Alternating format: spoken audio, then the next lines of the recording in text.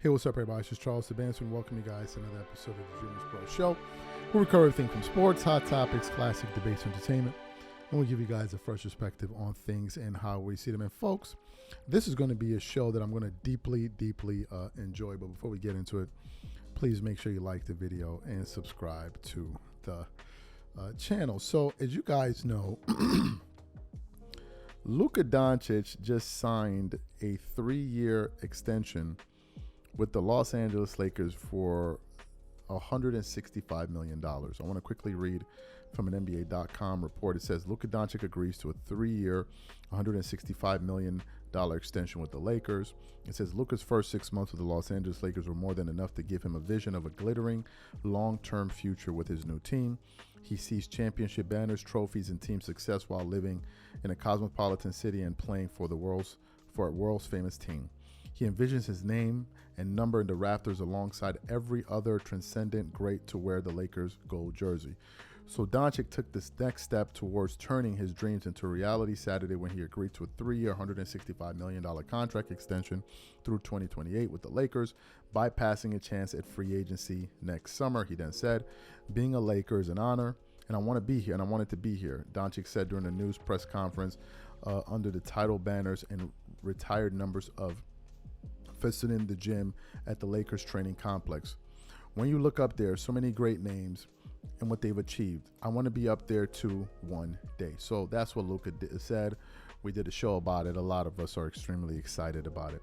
But one of the people that have been absolutely destroyed by this news are LeBron fans. LeBron fans didn't take this news well, buddy. They didn't take this news. You got Suzette over there doing shows. He about to burst into tears crying about it, about how they're unhappy. "Oh, man, this isn't a win for the Lakers, man. This is not a win. Rob Pelinka and these guys, they really messed up LeBron's career and blah, blah, blah." It's amazing. For a fan base that calls LeBron James the GOAT, that have come to the conclusion that LeBron James the GOAT, they sure seem to be worried about how he's finishing off his career. I thought he's the GOAT. Why are y'all so worried about him winning a championship? I mean, you guys concede he's a GOAT, right, in your mind. So why y'all so afraid? So you have that. Some of them out there crying, "Oh my God, the Lakers have sabotaged LeBron. This isn't fair. They're trying to ruin him. Oh my God, they're giving Luke all of these things that they never did for LeBron. It's unfair. Oh my God, LeBron is in pain. I'm in pain. No more honey. I can't twerk." They're losing their minds. And in the midst of all of this, I just couldn't help think about one particular guy, Russell Westbrook.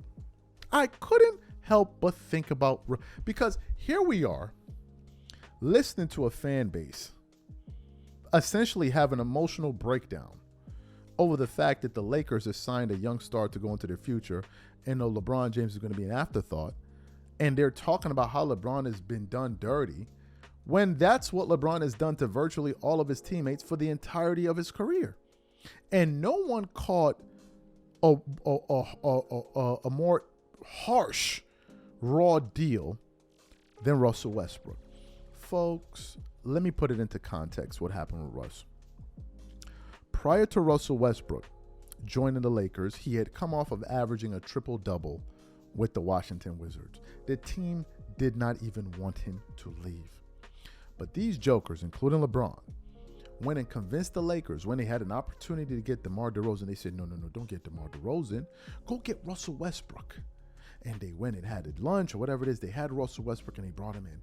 And they had all of this fanfare and they were supposed to win this championship and they were going to make it work. You had Russell Westbrook, you had AD, you had Dwight, I think Carmelo Anthony, you had this guy, you had that guy. All of these guys were on the team. And then what happened? The team started to lose. They started to lose. And then the LeBron James media machine kicked in. Whenever LeBron is on a team where he loses, there's always going to be a scapegoat. And the person that was scapegoated that year was Russell Westbrook.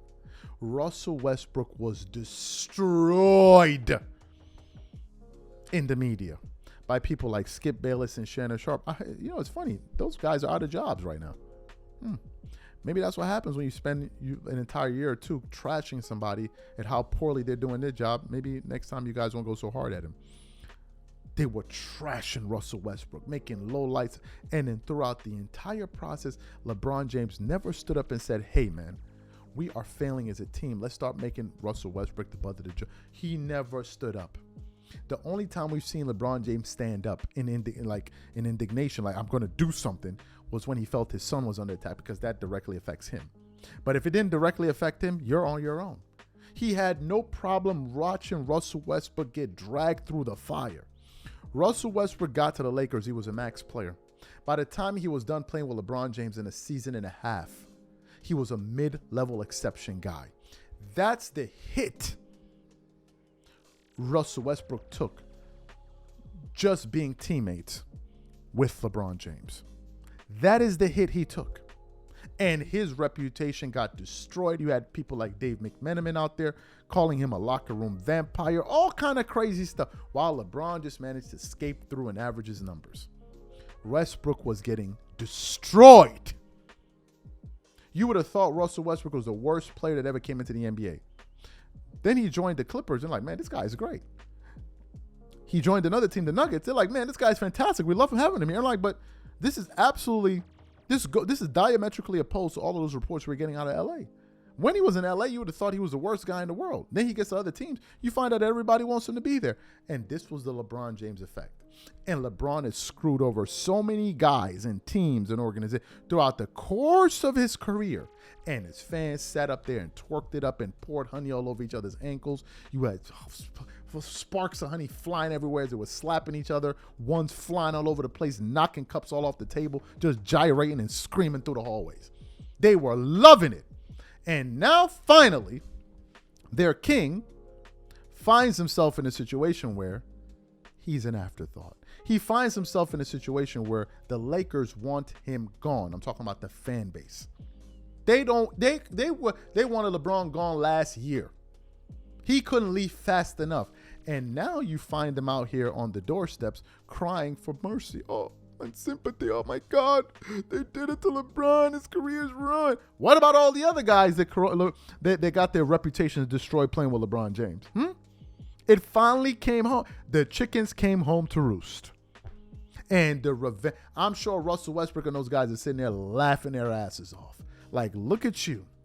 Look, after all the dirt you done did to all your teammates, not showing up to certain people's in this thing and doing all induction into the Hall of Fame, throwing teammates under the bus, trying to get Kyrie Irving traded and made him turn into the media enemy of the media, and this guy after the other, after turning Anthony Davis into a scapegoat for a little bit. They even turned Luka Doncic into a scapegoat. Now you find yourself with nowhere to go.